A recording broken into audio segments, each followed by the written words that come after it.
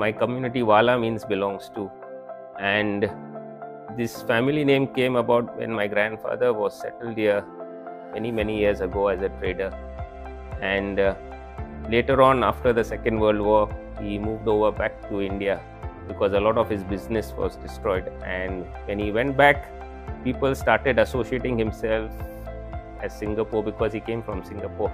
And the building I used to stay in Bombay was also called Singapore House. So you can imagine staying in India in Singapore House and called Singaporewalla. Yeah, so that's how the family name came about.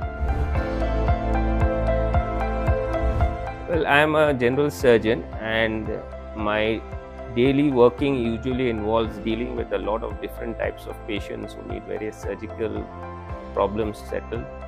And apart from my specialty as general surgeon, I'm also trained in head and neck endocrine. So we usually deal with these sort of patients who have thyroid problems, abdominal discomfort and other problems. But it is a very unique discipline because every day we see very different sort of cases.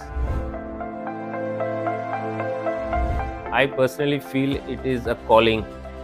A lot of people go and do medicine, but everybody doesn't become a surgeon. You realize very early in your career as a doctor whether you want to do something with your hands or you want to stay away from blood and gore and do a profession which is more like lifestyle surgery. But my journey into surgery began during my housemanship in India when I was trained, and we realized that this is something I am comfortable with and I enjoy doing. So you have to enjoy surgery, otherwise it becomes a real ordeal for you to continue in that profession. It has lots of ups and downs, and it requires a lot of support from your family members and loved ones because there are lots of sacrifices which have to be made. This happened when I was in Singapore, but my background training in head and neck cancer when I was in India did help me. At that time when I was in Alexandra Hospital, the head of department was Professor Kenneth Mark, who is now currently the Director of Medical Services in Singapore. And we were planning to start this service in the Tempat Hospital. We didn't have an endocrine head and neck surgeon that time.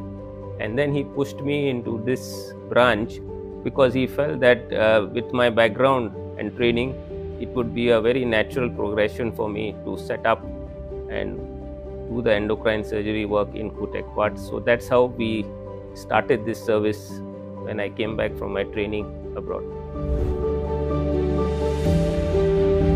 Well, the most rewarding thing is to see the smile on your patient's face after you've operated them, and especially for thyroid patients, it is when they say thank you and their voice is normal, because that's the key for a successful thyroid operation.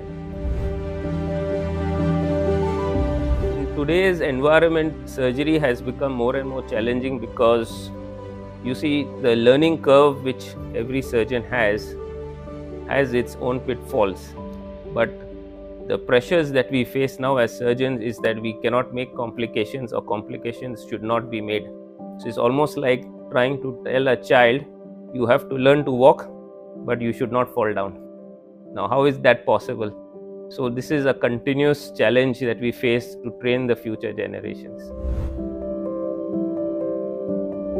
My goals for future is to continue striving to provide a high quality medical care and advice to my patients, and that too with some compassion and empathy. Keep that human touch which often gets lost in that scientific world of medicine, and that is a goal that we always aspire to. It's something which one of my mentors in India told me, that no matter how big a surgeon you become, always remember this prayer. It is a medical prayer which is written by Sir Robert Hutchison, and it is even relevant today, although it was written in the 1800s. And it goes as this: from inability to live well alone, from too much zeal for what is new and contempt for what is old, from putting knowledge before wisdom, cleverness before common sense, and science before art, and making the treatment of the patient more dangerous than its endurance. Good Lord deliver us. So this is something which I always keep in mind every day when I deal with my patient. Terima kasih telah menyaksikan video ini, dan jangan lewatkan video menarik lainnya dari channel Tkon TV. Sampai jumpa di video selanjutnya. Stay healthy with Tkon TV.